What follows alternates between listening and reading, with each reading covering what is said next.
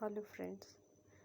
Today we are reading the story of The Happy Prince and Other Tales by Oscar Wilde, and we will focus on the story of The Happy Prince. Let us find out The Happy Prince. The story is The Happy Prince. High above the city, on a tall column, stood the statue of the Happy Prince.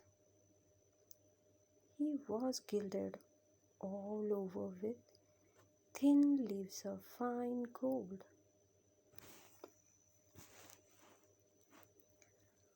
For eyes, he had two bright sapphires, and a large rare ruby glowed on his sword hilt. He was very much admired indeed. "He is as beautiful as a weathercock," remarked one of the town councillor,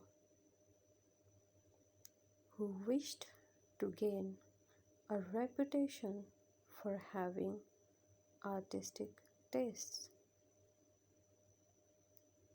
"Only not quite so useful," he added, fearing lest people should think him unpractical, which he really was not. "Why can't you be like the Happy Prince?"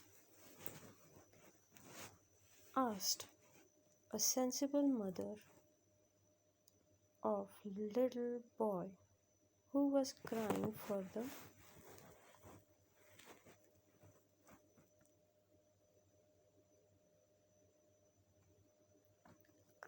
the moon. This Happy Prince never dreamt of crying for anything.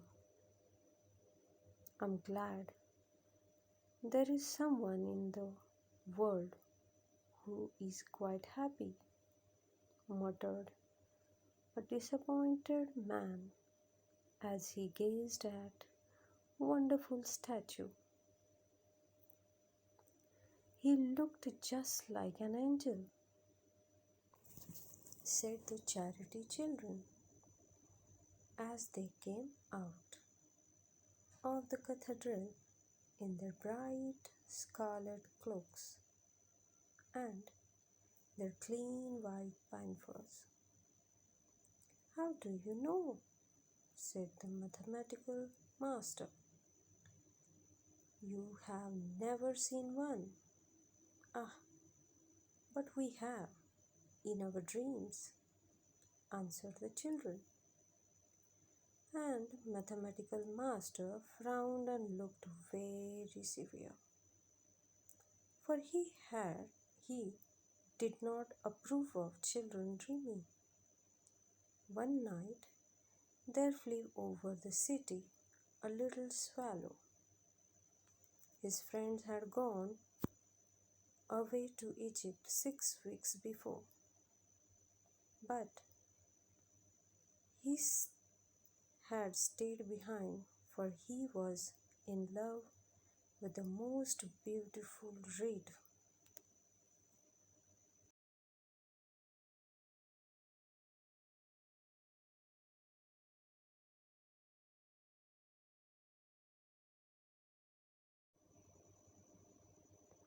He had met her earlier in the spring as he was flying down the river after a big yellow moth,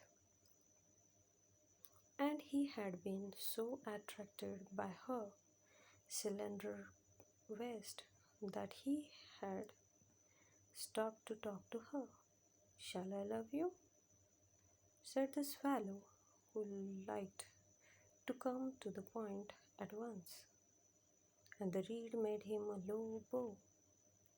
So he flew round and round her, touching the water with his wings and making silver ripples.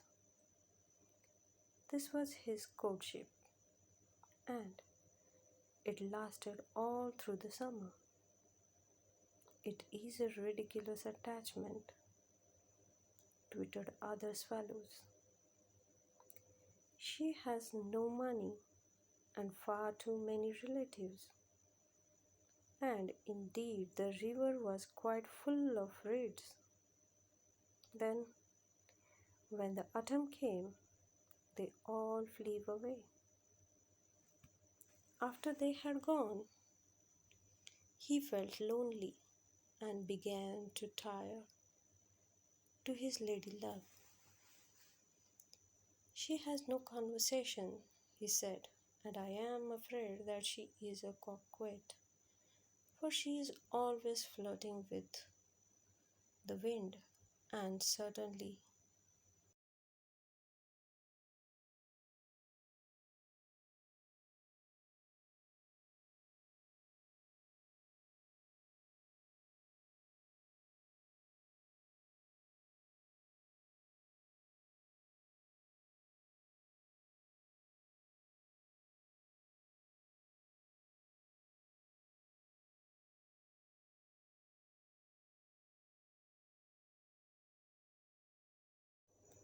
whenever the wind blew, the reed made the most graceful curtsies.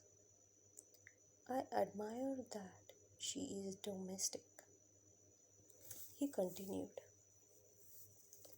but I love traveling, and my wife,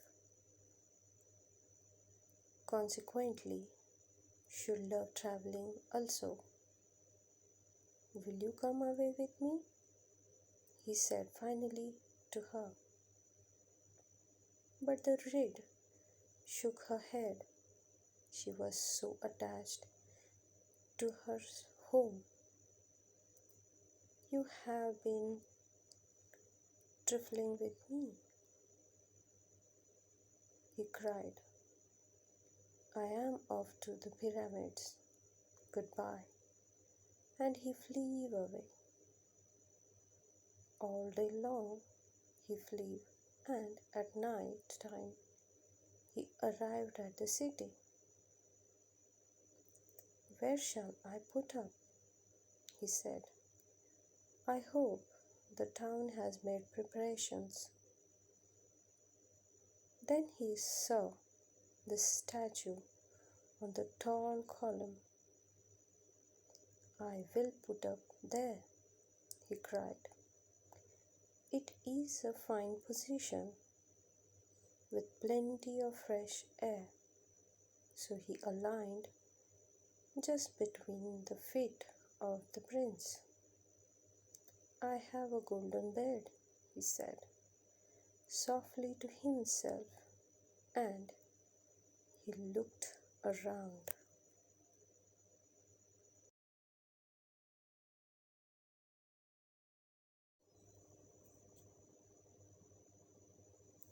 And he prepared to go to sleep.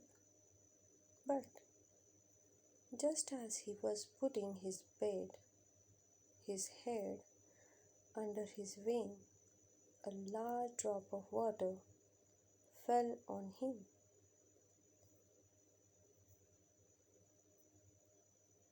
What a curious thing!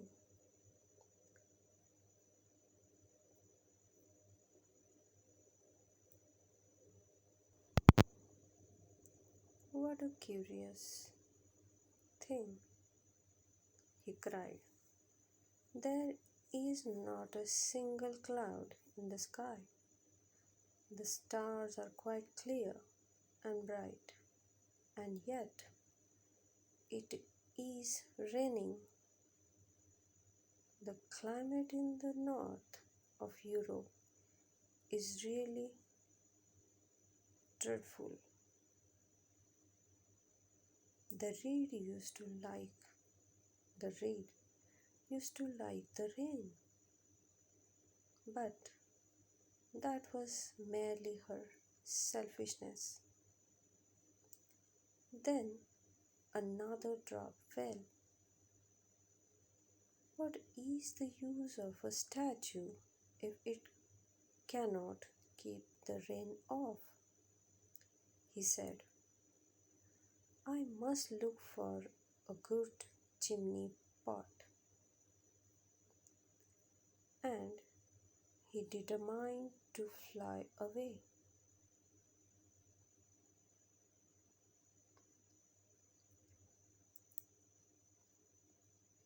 But before he had opened his wings,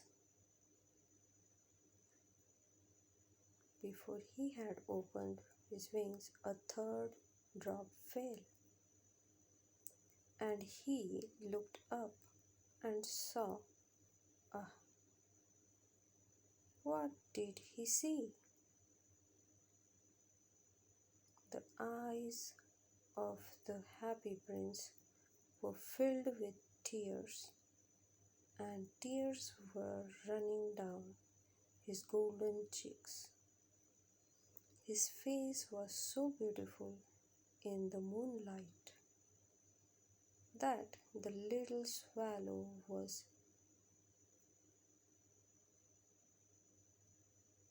filled with pity. Who are you? He said. I am the happy prince. Why are you weeping then? Asked the swallow. You have quite drenched me when I was alive and had a human heart, answered the statue. I did not know what tears were, for I lived in the place of Sanssouci, where sorrow is not allowed to enter. In the daytime, I played with my companions in the garden, and in the evening led the dance in the great hall. Around the garden ran a very lofty wall, but I never cared to ask what lay beyond it. Everything about me was so beautiful. My courtiers called me the happy prince, and happy indeed I was. If pleasure be happiness,